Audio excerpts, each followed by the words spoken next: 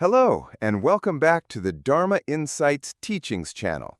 In our journey through Buddhist wisdom, we've explored the life of the Buddha, the essence of Buddhism as a path for living, and most recently, we delved into the concept of suffering, the pains we all experience. Today, we're going deeper into one of the most fundamental roots of suffering, a very common habit that we often don't even realize we have. It is clinging. Are you currently trying to hold on to something very tightly? Perhaps it's a cherished relationship, a job position you don't want to lose, or your youth and health. Sometimes it might even be just a viewpoint, an opinion you firmly believe is right, allowing no one to dispute it. Isn't it true that deep down we all have an instinct to hold tightly to what we love, to what brings us a sense of security and happiness? But then what happens? Life, with its relentless flow of impermanence, often presents us with a difficult truth to accept. Everything changes and passes away.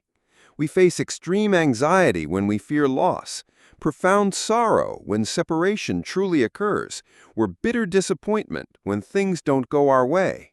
Does this cycle of anxiety, deadlock, and exhaustion sound familiar to you? This very effort to hold on too tightly is often the reason we invite more suffering into our lives. Today, we will together clarify the concept of clinging in Buddhism, one of the deepest roots of suffering. We will understand why the more we hold on, the more suffering we experience, and more importantly, we will discover the path to truly let go, finding genuine freedom and inner peace.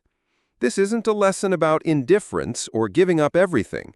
Rather, it's about how we can interact with life in a healthier and more liberating way. Let's explore. 1. What is clinging? Beyond simple possession, it's about attachment. So, what exactly does clinging mean in Buddhist teachings, and how does it manifest in our daily lives? To truly understand why clinging leads to suffering, we first need to clearly define this concept. Clinging, or in Pali, upadana, isn't just about owning something or loving someone. It is an excessive, obsessive attachment or grasping onto something, coupled with a rigid expectation that it must be permanent, unchanging, or always conform to our desires. You can imagine it as trying to freeze a rapidly flowing river, a futile effort that only brings exhaustion. Let's look at some very common, everyday manifestations of clinging that you might easily recognize. Clinging to material possessions.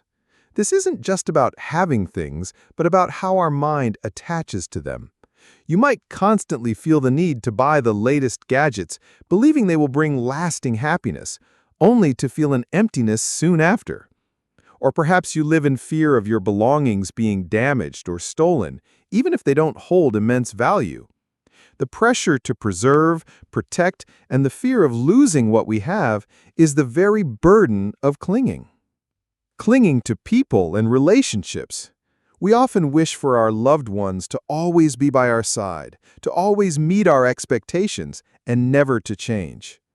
When a relationship ends, a loved one passes away, or even when our children grow up and seek their independence, we suffer intensely.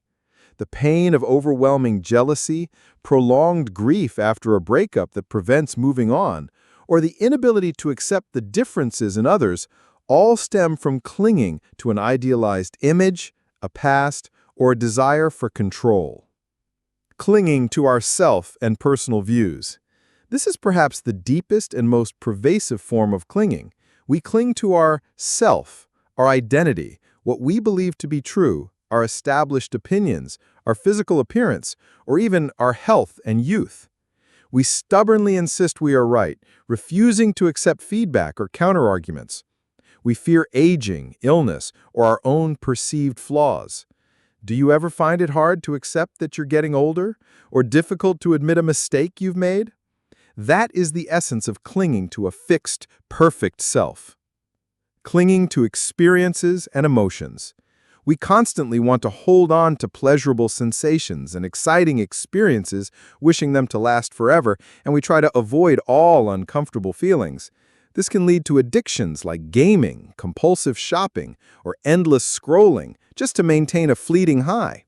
But when that feeling passes, the emptiness and disappointment return, often deeper than before, because we were clinging to something inherently temporary. Number 2, why does clinging lead to suffering? The vicious cycle of grasping that we create. We've seen the diverse forms that clinging takes in our lives. But the more crucial question is, why does this seemingly natural tendency to hold on inevitably lead us into suffering? The answer lies in a fundamental Buddhist teaching, impermanence, anicca, meaning everything changes, nothing is permanent. Trying to hold running water. Imagine trying to tightly grasp a handful of sand.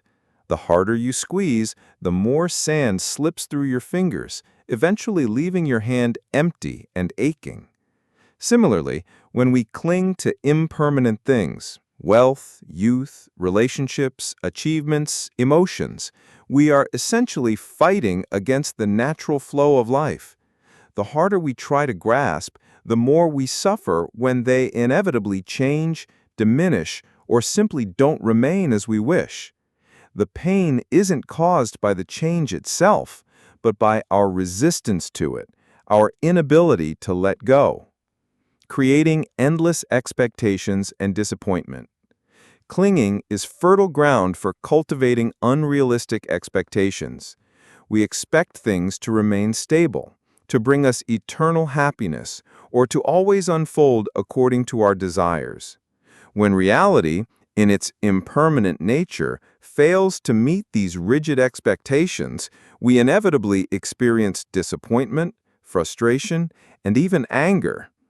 For example, if you cling to the idea of a perfectly flawless work project, even a minor imperfection can cause immense distress. If you cling to the idea that your partner must always be exactly as they were at the beginning of the relationship, their natural growth and change can bring you pain. These very expectations are the chains that bind us to suffering. Trapping ourselves in lack. Clinging narrows our worldview, making us blind to new opportunities and hindering our own growth. We label, categorize, and refuse to allow ourselves to break free. For example, clinging to an old job, even if it no longer brings you joy or growth, can make you miss out on much better opportunities. Clinging to past hurts and grudges, unable to release resentment, prevents you from opening your heart to new happiness in the present. The act of holding on prevents us from receiving something better that might be waiting for us. We have now clearly seen the burdens that clinging brings, how it traps us in a cycle of suffering, disappointment, and causes us to miss out on better things in life. This might sound pessimistic, but is there a way out? After identifying clinging and understanding why it's a root of suffering, an even more crucial question arises. How can we break free from this vicious cycle? You might ask yourself, does letting go mean being indifferent or abandoning everything I cherish? Absolutely not. 3. Letting go of clinging. The path to liberation from burdens. Opening to true peace. The Buddha taught that letting go is not about indifference, not about not caring or ceasing to love. On the contrary, letting go is an act of profound understanding and compassion, realizing that everything is impermanent and everything operates according to its own natural laws. Letting go is about accepting reality as it is and flowing with the currents of life without trying to control what cannot be controlled. It is a powerful act of wisdom that allows you to free yourself from unnecessary burdens. The benefits of letting go. A lighter, more peaceful mind. When you no longer fear loss or strive to control things beyond your grasp, a colossal weight will be lifted. Try accepting an unexpected change in your plans. You will feel much more at ease and adaptable compared to resisting it with all your might. clearer perception of truth. When you let go of illusions and expectations, you begin to see the impermanent nature of all things as they truly are. This helps you live more in the present moment, making wiser decisions without being swayed by emotions. Growth in compassion and wisdom. When we let go of ego clinging, the attachment to a fixed sense of self, we become more tolerant and compassionate towards ourselves and others. We understand that everyone is navigating their own impermanent journey, and this fosters empathy, opening to new opportunities and abundance. When you are not clinging to the old, you become open and ready to embrace new, often better experiences that life offers. For instance, when you let go of an unhappy relationship, you create space to find true love or new joys in your life. 4. Practicing letting go in daily life. Simple, actionable steps you can start now. The benefits of letting go are truly worth our effort, aren't they?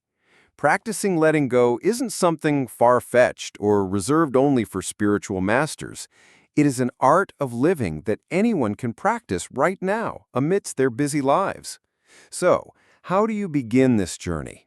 Here are some simple steps you can apply immediately. Identify the clinging. Start with mindfulness. Whenever you feel extreme anxiety, uncontrollable anger, or profound disappointment, pause and ask yourself, what exactly am I clinging to right now? Simply recognizing the object of your clinging is a huge step forward. Accept impermanence. Regularly remind yourself that everything changes, nothing lasts forever. Practice seeing everything as a flowing stream, not something static. When you appreciate what you have now without trying to grasp it permanently, you will find more peace.